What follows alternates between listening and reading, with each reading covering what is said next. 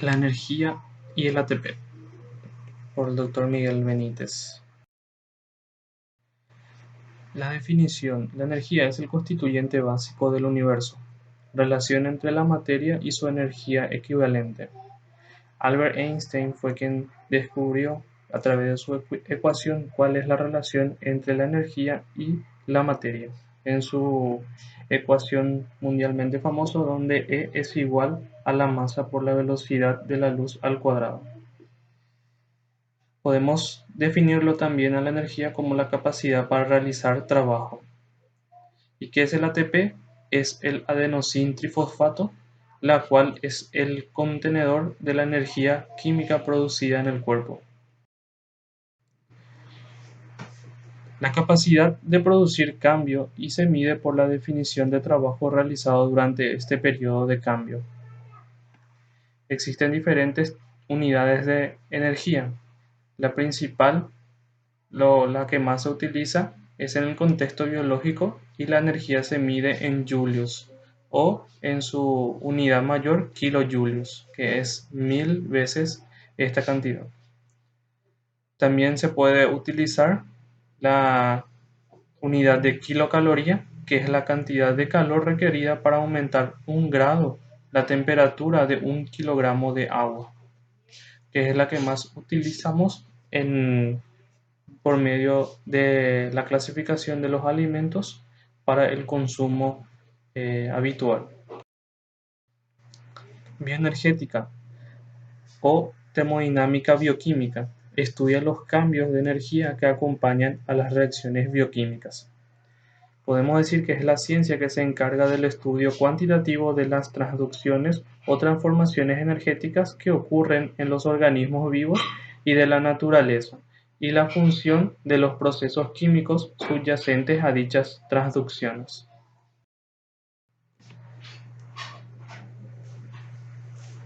Los sistemas biológicos cumplen con las leyes generales de la termodinámica. La primera ley, donde la energía total de un sistema, incluido su entorno, permanece constante, es decir, que la energía se transfiere o se transforma.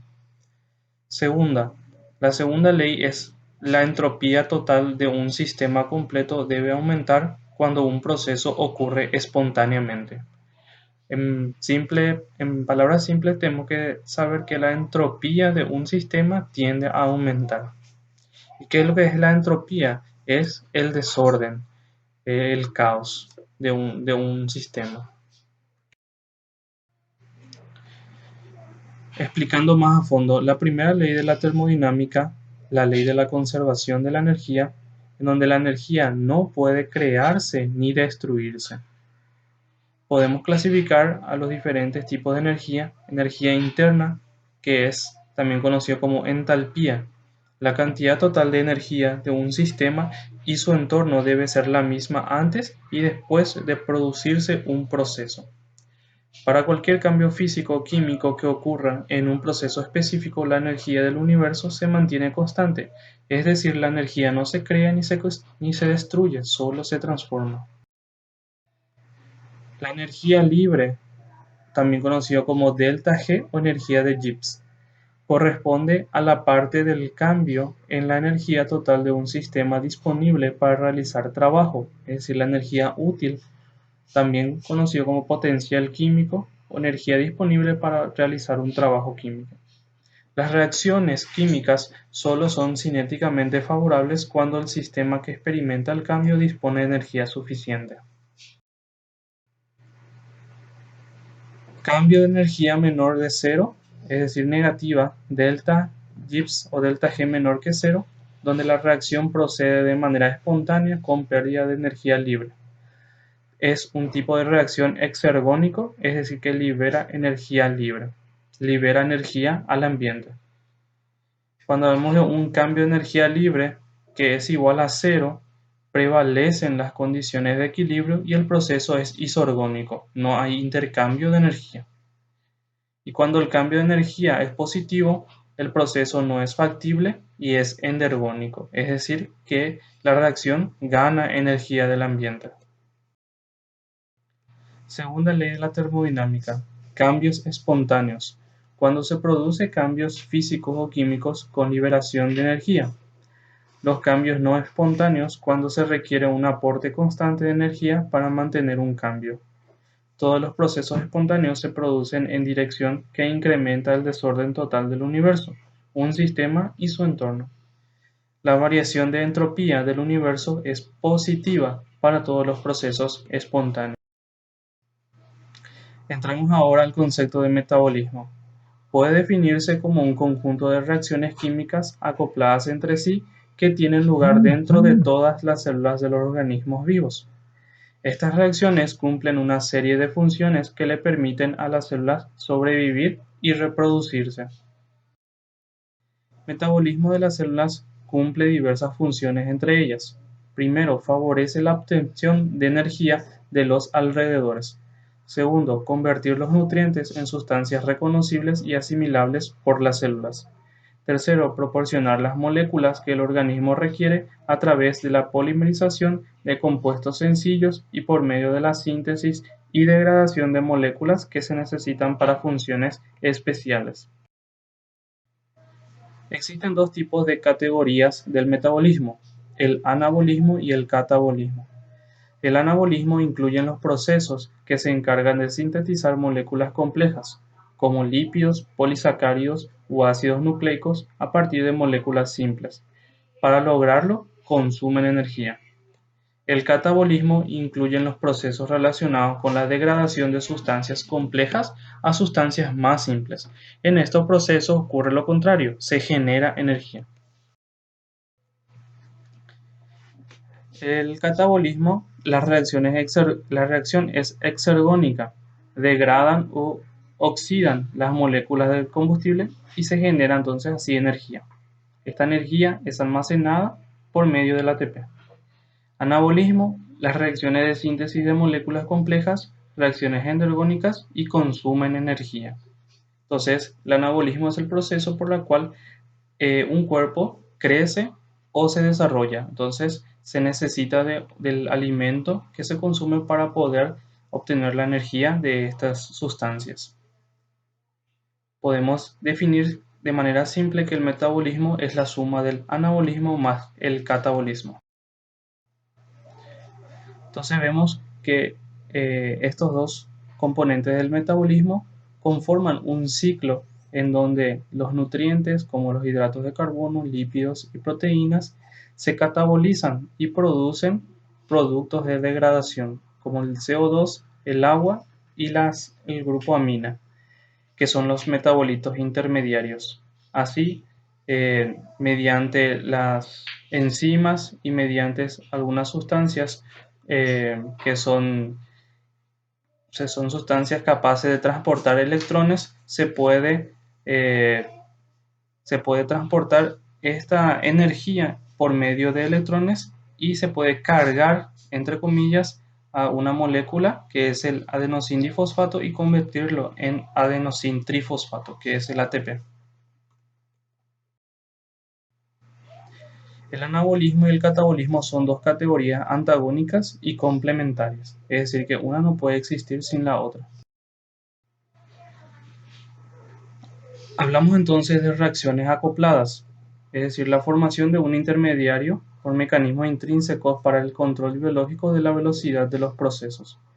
Por ejemplo, el control respiratorio, proceso que evita quemar las moléculas de combustible fuera de control, y síntesis de un compuesto de alta energía potencial en la que la reacción exergónica e incorpora el nuevo compuesto en la reacción endergónica, transferencia de energía libre.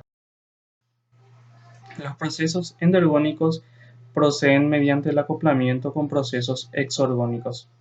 En la práctica, un proceso endergónico no puede existir independientemente, sino que debe constituir un componente de un sistema exergónico-endergónico. El cambio total resultante es exergónico. Para conservar los procesos vitales, todos los organismos deben obtener suministros de energía libre a partir de su ambiente. Podemos clasificar a los organismos de acuerdo a la capacidad de producir su propio alimento en organismos autótrofos y organismos heterótrofos. Los primeros se alimentan por ellos mismos, en procesos exergónicos simples, donde a través de la fotosíntesis producen sus alimentos, y los organismos heterótrofos que se alimentan de otros, ya que la energía libre al acoplar su metabolismo con la degradación de moléculas orgánicas complejas de su entorno, y así sintetizar el ATP. Acá podemos ver cómo también existe un ciclo entre los organismos autótrofos y heterótrofos, en donde obtienen la energía del sol, el agua, el dióxido de carbono y transforman en carbohidratos. Y los heterótrofos son los que consumen estos carbohidratos y obtienen energía útil y producen como desecho dióxido de carbono.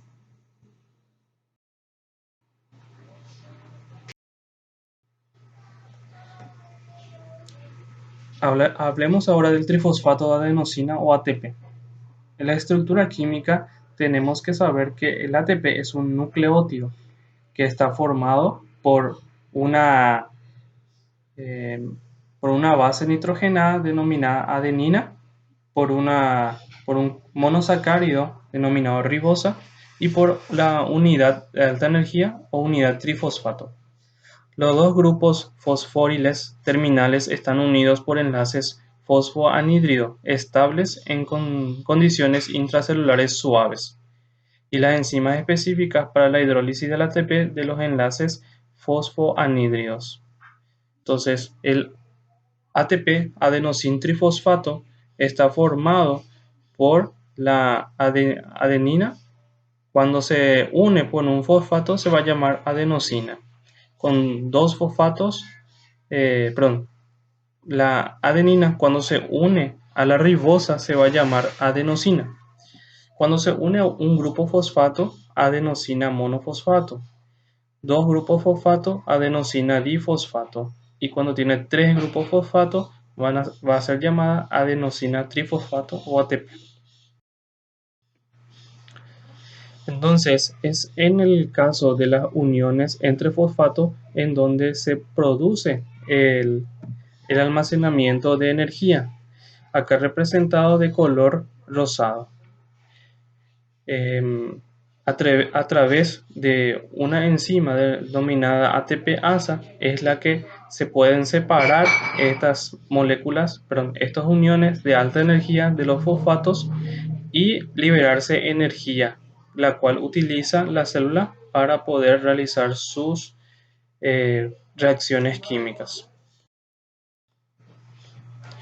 El ATP entonces es un intermediario en el flujo de energía desde las moléculas de alimentos a las reacciones de biosíntesis del metabolismo, es decir, la moneda de intercambio energética entre los seres vivos. Entonces, ¿cómo es posible el traspaso de energía? Mediante la hidrólisis del ATP, que proporciona de forma inmediata y directa la energía libre para impulsar una variedad inmensa de reacciones bioquímicas endergónicas. El ATP es una molécula que utiliza la célula para transferir energía, gran cantidad de energía liberada al romperse el enlace fosfoanhídrico. La hidrólisis del ATP, los procesos. Primero, la biosíntesis de las macromoléculas. Segundo, el transporte activo de sustancias a través de las membranas celulares. Tercero, el trabajo mecánico, contracción muscular y la conducción eléctrica en el sistema nervioso. Todos estos procesos son producidos mediante la hidrólisis del ATP.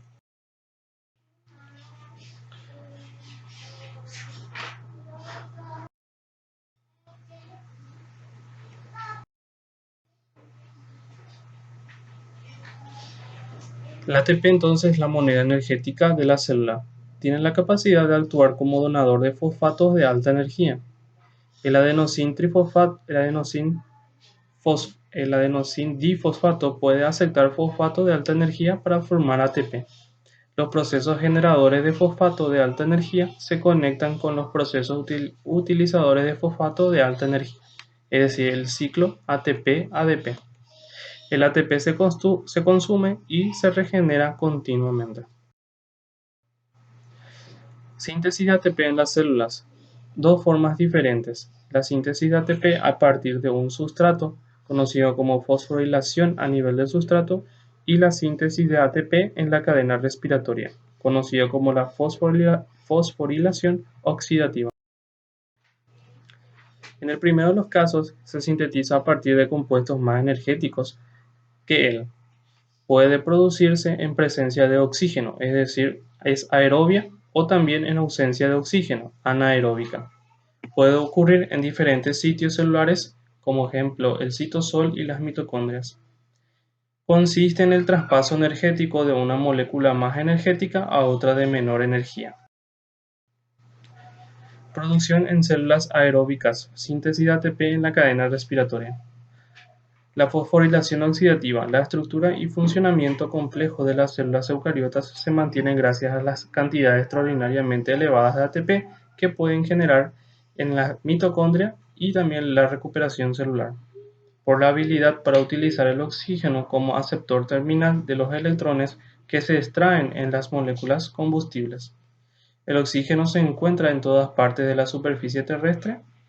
Este oxígeno difunde a través de las membranas celulares y es muy reactivo. La cantidad de ATP integrado depende principalmente del aporte del oxígeno y la necesidad de la célula. En la mitocondria existe un metabolismo aerobio, donde los mecanismos mediante el cual la energía del enlace químico de las moléculas del alimento se captura y se utiliza para impulsar la síntesis dependiente de oxígeno del adenosín trifosfato. Este mecanismo se conoce como respiración celular. La cadena respiratoria se puede definir como una secuencia de proteínas que se ubican en la membrana interna de la mitocondria y que se ordenan de acuerdo con su potencial de reducción para permitir el transporte de electrones unidireccionalmente hasta el oxígeno. La cadena de transporte electrónico o cadena respiratoria tiene los componentes de la membrana mitocondrial interna, en la cual está presente 4 complejos grandes. El complejo 1, que es el complejo NADH deshidrogenasa, el complejo 2, complejo succinato deshidrogenasa, complejo 3 o complejo citocromo B5 y el complejo 4, citocromo oxidasa.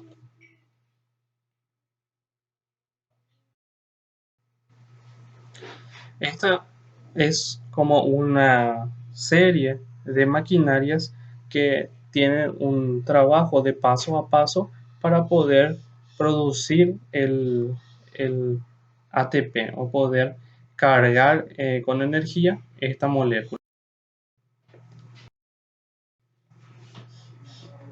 La cadena respiratoria, donde los electrones que viajan a lo largo de la cadena respiratoria provienen de dos fuentes principales, que son dos moléculas con un alto poder reductor, el NADH y el FADH, o nicotin adenin dinucleótido y el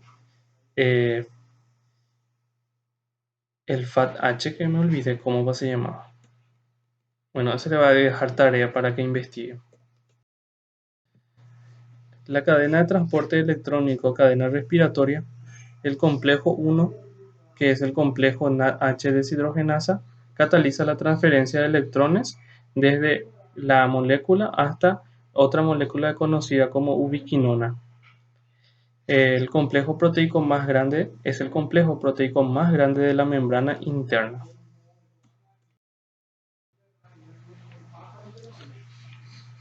Después tenemos cada uno de los complejos que van a ser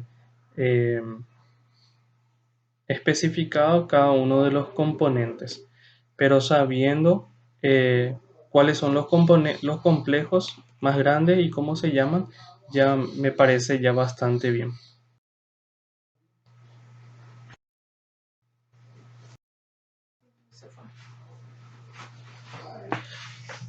La fosforilación oxidativa es el proceso por el que la energía generada por la cadena de transporte electrónico se conserva mediante la fosforilación del ADP para dar ATP. El acople entre el transporte de electrones y la síntesis de ATP en la cadena respiratoria a partir del adenosín dinucleótido y el fosfato inorgánico, entonces genera esta carga del ATP.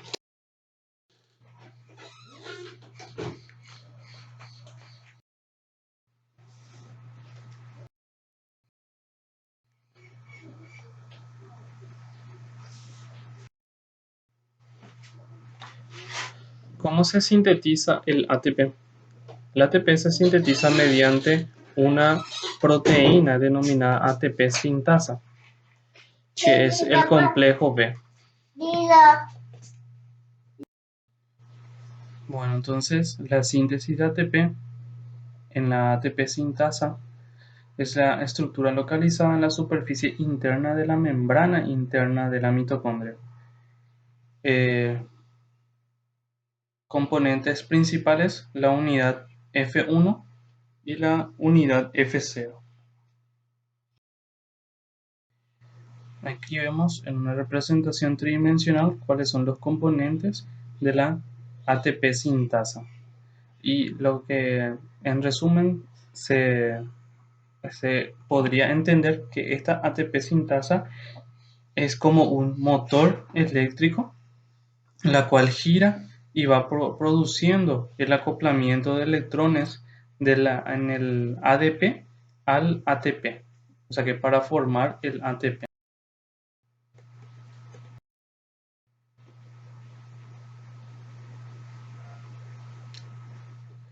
Importante recordar que se requiere 4 protones para la síntesis de cada molécula de ATP, 3 para impulsar el rotor de la ATP sintasa y 1 para impulsar el transporte hacia adentro del fosfato.